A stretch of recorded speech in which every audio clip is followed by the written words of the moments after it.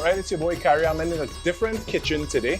We are right around the corner from Diwali, and a big part of Diwali is sweets. So I'm at Touch Caribbean Delicacies, where we are going to prepare some of the very iconic and traditional Diwali sweets, and even some with a twist. I'm here with Mungal, who is the chief chef in the kitchen here, and we're gonna get right hands-on with some gulab jamun. Mungal, it's nice to be here. Thanks for having me. Much appreciated, bro. I appreciate it myself. So we're going with the gulab jamun. You're putting some cinnamon in here. Yes, I see some butter. What are some of the key things that is important for a gulab jamun dough? All right. First thing is the consistency. Right. So the reason why I add the butter here because you want to get a nice, soft, fluffy gulab jamun. You don't want the gulab jamun to come out way too hard. Right, and you don't want to come out way too soft because when they go to fry it, it'll break up in the pot. Right. So what we're looking for is a nice, soft dough consistency. So that's the reason why for the butter, and we're going to add some baking powder as well. Because you need to rise a little bit. Because you need flour to rise a little bit. Nice. So here, well, you go help me train this. All right. All right. This is actually Yeast. This is yeast, yes. So you can train all these. Go ahead. All right. Train all these. All right. I'm going to add the baking powder here. All right. So you see, I'm actually using a generous amount because I want it to come out soft. There's a lot of flour as well. So, you know, I don't want it to come out too hard. Body bites, you know, gulab jamun and break the teeth. You understand? It'll get a nice soft consistency. So that is actually essence. Vanilla essence? Yep. All right. So we go right in? Right in. All right. And this is actually sugar. All right. You want it to be a little sweet as well. You don't want it to be too bland.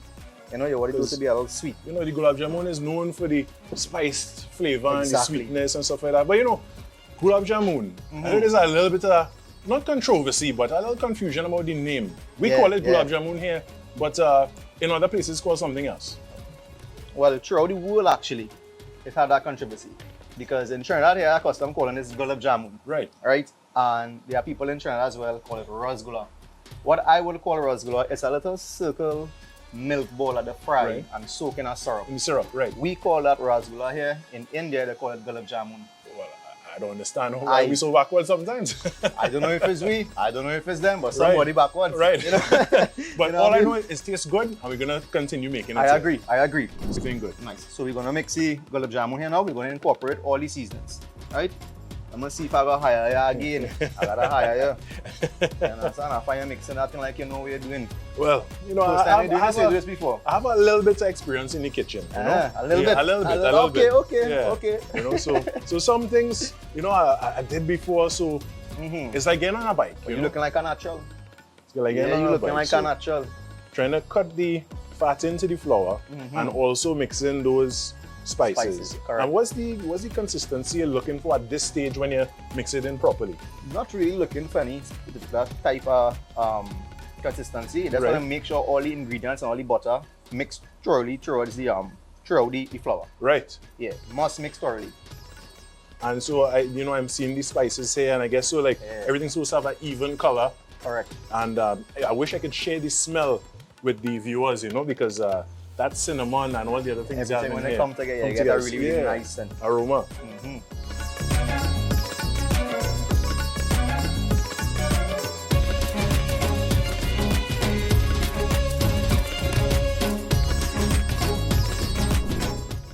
So if you were doing this, right, as a professional, how long would this part take you? You'd be done ready? No, 2 to 3 minutes. 2 to 3 minutes, It's something I can't rush because that butter needs to be mashed up really, really fine. Right. And spread throughout the flour. Just like all the rest of the ingredients. You know, while the cinnamon gonna be easier to mix because I mean it's a powder consistency. Right. So that will mix easier than the butter. And the butter you have to mash it up and crumble it up throughout the flour. Yeah, so this will take a couple of minutes. Right. It's not something that I would rush.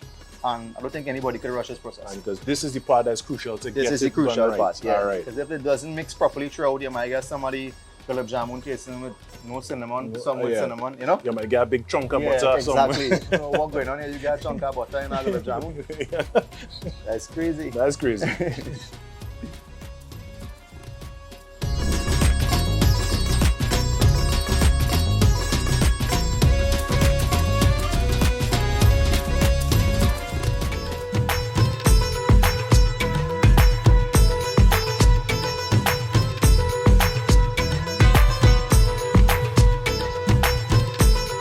Yeah, you know, we usually see, everybody knows barfi in its normal form and stuff like that. Yeah. how come you all decided to go with flavors and other ingredients? Well, just normal milk burfi is a traditional burfi. Everybody does it in Trinidad. You know, and as the time goes by, I try to bring something new to the table. Right. You know, so I tried the pistachio, I tried almond, and I tried coconut cherry burfi. We're gonna do all that today though. All right, well, we have for sure cut out for us, but some looking forward customers to it. was asking as well, you know, they never had pistachio burfi before, if we could make the pistachio burfi. I was against it at first because I'm in love with the traditional normal milk burfi. Right, I'm in love with that. And actually, Felicia, I will introduce you guys to her just now. She is the person who really tried to make the pistachio burfi. Now, it came out horrible. No lie. It came out horrible until I came home. I was like, what is this you make here? Yeah. So she tried to make pistachio burfi. And from there we started, and I decided to, you know, tweak the recipe a little bit and perfect it from there. And that is where the pistachio burfi really comes about. So one particular customer asked about it, and we decided to give it a try. give it a try, and after some experimentation, Correct. we came We together. did, last year we did sorrel burfi. I did lemon burfi as well. But the Right. amount of burfi to make is not something I can make throughout the year Right. constantly now, you know, because it's a supply and demand. Right. Yeah. And well, you know, this being Diwali season, this is, I guess, your highest season for the yes, year. it is. It is. See, Diwali for us is like a Christmas. Right. To be honest, this is where everybody goes crazy when it comes to sweets. Burfi, gulab jamun, kurma, jalebi. Everybody go crazy this time of the year. So, but you know, this company has been around for a very long time. Oh yes, most You know, definitely. so there must be outside of Diwali, there's demand for the sweets. It is. It is. Throughout the year, the Hindu religion have a lot of special seasons. You know, we have Naratam, we have Shivatri, and all these things are being celebrated really. It's really popular in Trinidad. So it's being Right. celebrated a lot by a lot of people as well. So throughout the year, we do have smaller Diwali, but Diwali is like a Christmas for us. Right, yeah. It is. One thing, I think this getting a little too stiff. I feel like I gotta get your hand in, bro. All right, well, Yeah? let me let the pro do it then. I gotta get your hand in. Yeah. So I'm gonna incorporate the pistachio essence together with the With the coloring. food coloring. That is one. This is two. So here we're gonna get the color now of the pistachio burfi. All the time was looking like a regular milk burfi. Signature. Mahona. Yeah? Yeah. A signature color that we're looking Signature for. color. Correct. You're looking green now, but we'll incorporate and get a little thinner as we go along. So you said it's stiffening up. How much time, you know, you would really need to mix this for, and how quickly you need to do it for the right If I was consistency? mixing the burfi, I'd finish mix already. Right. But I know you're not a customer and you're helping me out today. So we're giving you that chance to do. You know. Right. So this will take like about probably 5 minutes. 5 By the time minutes. I throw any sugar in the pot. Right. 5 minutes 5 mix minutes. throughout and up on. Okay. Probably like 25, half an hour to dry. Right. And then cut from there. Ready to serve. Yeah, so it definitely is a little stiff. So,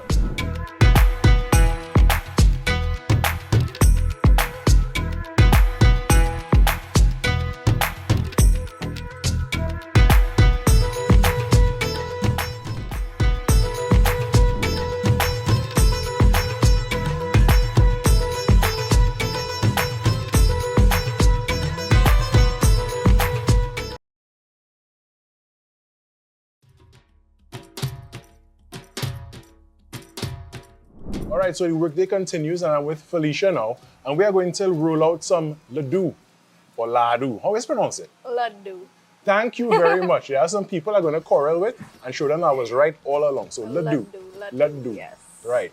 Very nice. So I see you rolling them out here in some very perfect bowls. You know, I see they at a very consistent size here as well. How do you know what size to get it, and is there you know, a significance to it? So this size is a little tricky. It all depends. So you see I have like a big and a small. So Right. it depends on what the customer wants. Okay. So this is like, if this small size will be like if we do in boxes or Okay. bags, you know.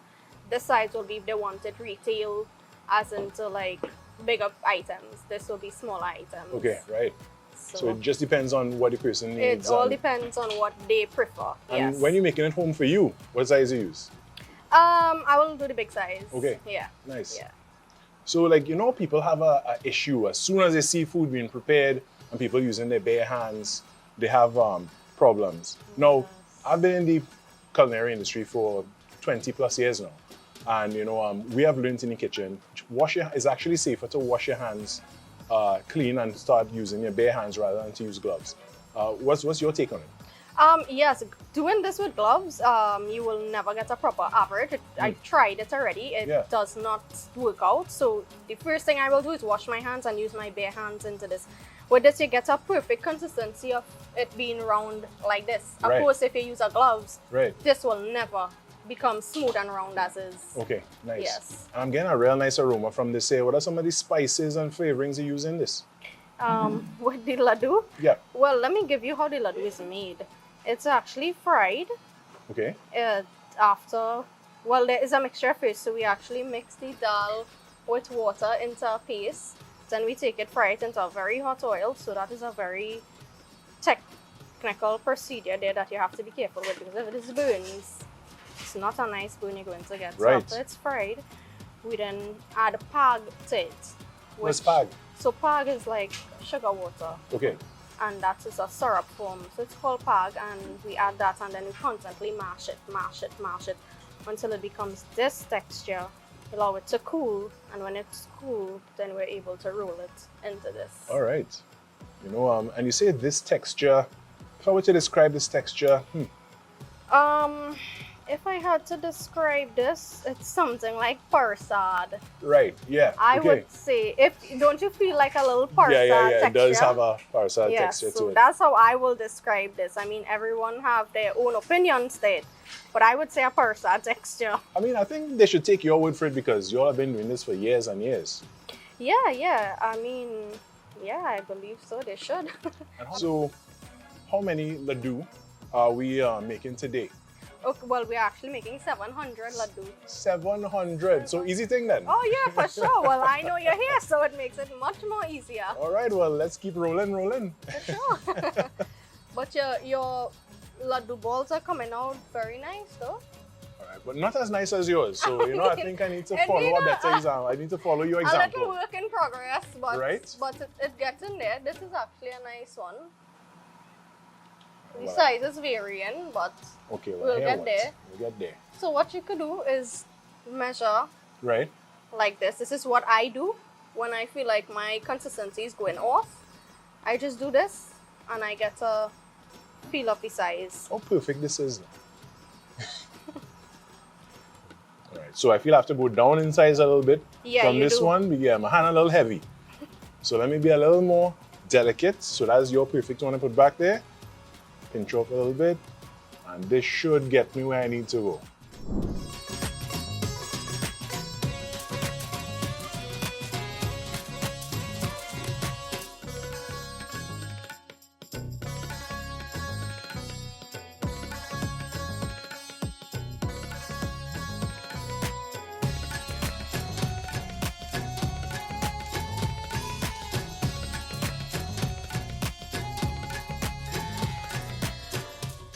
At this point here where we're rolling them, what happens to the laddu next? So next, it's actually ready to package. Really? So these are done. These are ready to eat. Ready to eat. So I could pop one of these in my mouth right now. Sure, go right ahead. Yes, go right ahead. So I don't like speaking with my mouth full, but I see the different sizes here. Again, big ones over here and then the small ones. Are they for like different purposes? Yes, so actually the small ones are actually for our order that we're doing right now, the 700 laddu. So these are for boxes, and this is big ones in which a customer requested. So the big sizes is for a separate order. Okay. So yeah, ready to eat, ready to be packaged, and ready to go. Nice, and I'm throwing an eye over here at Mungal, and he is busy at work getting all this stuff done. While they're rolling laddu there, I'm making some pira, rice pira too. Rice pira? Yeah. So what we do with the rice pira is a mixer with rice and spices, elaichi and all those stuff, different spices. The rice is actually a patch rice, and the grind it to a fine consistency, and that's how we use it. We use that raw ingredient to make the rice pira. So I'm mixing up the ingredients here. Just throwing the pag into the ingredients, incorporating the mixture. When I incorporate all the dry mixture, then I will incorporate condensed milk and carnation milk. Give it a nice, smooth, creamy kind of finish. I guess I will show you that just now. All right. Yeah?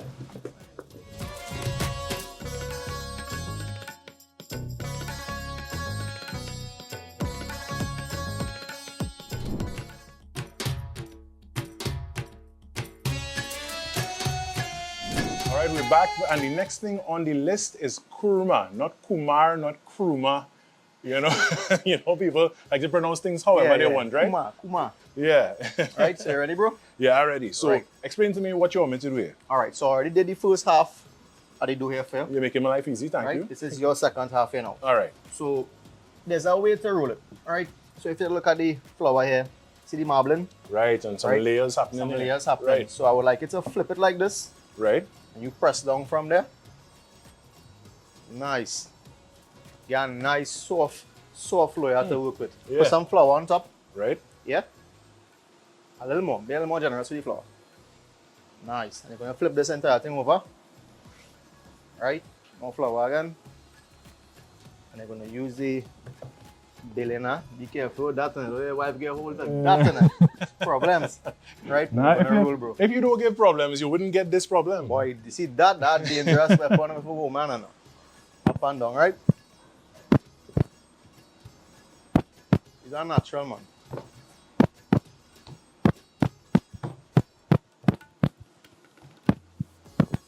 Right, add a little more flour. Okay, it tends to stick on the surface. Right, spread it all around. Boy, you know what you're doing. You make kurma already, yo? No, first time. First time? First Boy, time. You operating like you know what you're doing, yeah? But I worked with dough before, so Same know, kind you of, know. yeah, along the line. Same principles. Right, so you're gonna continue rolling till I get a kind of finished consistency. Don't worry, So- too thin. So what thickness you're looking for, really? Probably like a 1/4 inch thickness. 1/4 inch? Yeah, 1/4 Right. inch, nothing more than that. If anything too more than that, it'll be too thick now, it'll be too fat. You don't want to be heating a fat kurma. Right, It's right, like right. a gulab jamun, You- you know? right, yeah. A nice thin, crunchy kurma we're looking for.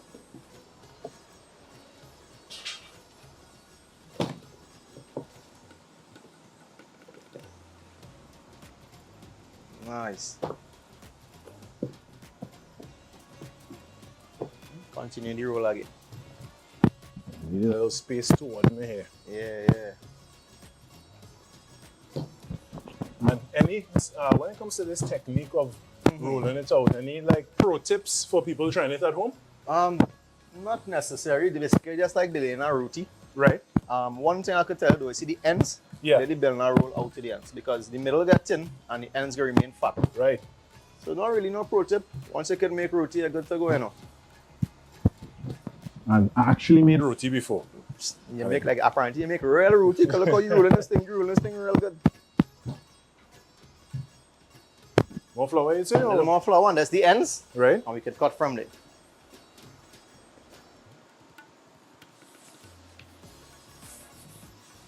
Like you're making a bake there, way. Yeah. So you're looking for about a 2-inch thickness 2 inch, all right. coming straight down. Okay. Right? 2 inches thickness, right? So strips. Strips, you're cutting the strips like this. 2 inches. Yeah?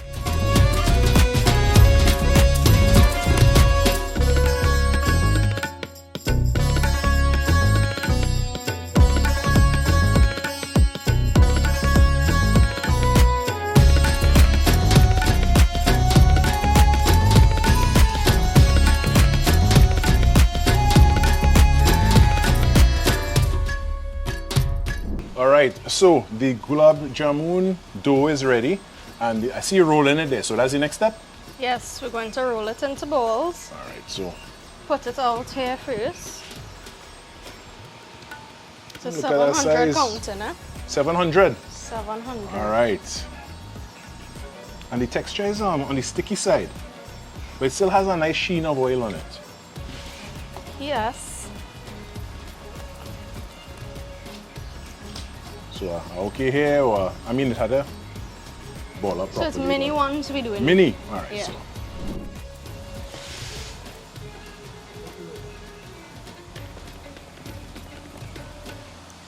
Is there such a thing as too much flour at this stage to roll it out? Yes, because if you put too much, then you will not be able to get to roll it into a circular form. A circular form. Yes. Am I going too heavy here? You could try it and see if you're Right. able to roll a circular form in for it.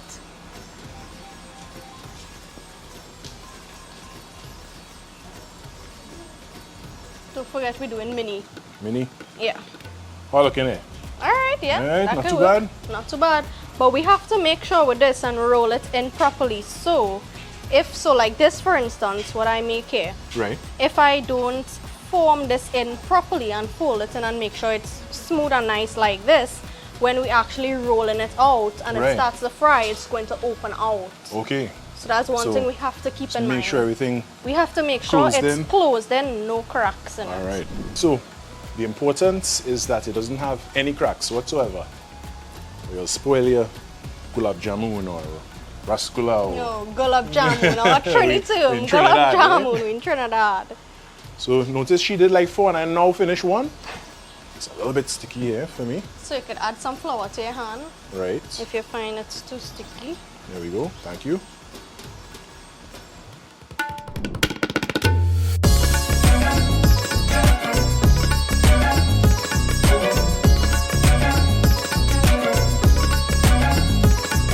All right, so this company has a long legacy. Tell us about Touch Caribbean Delicacies.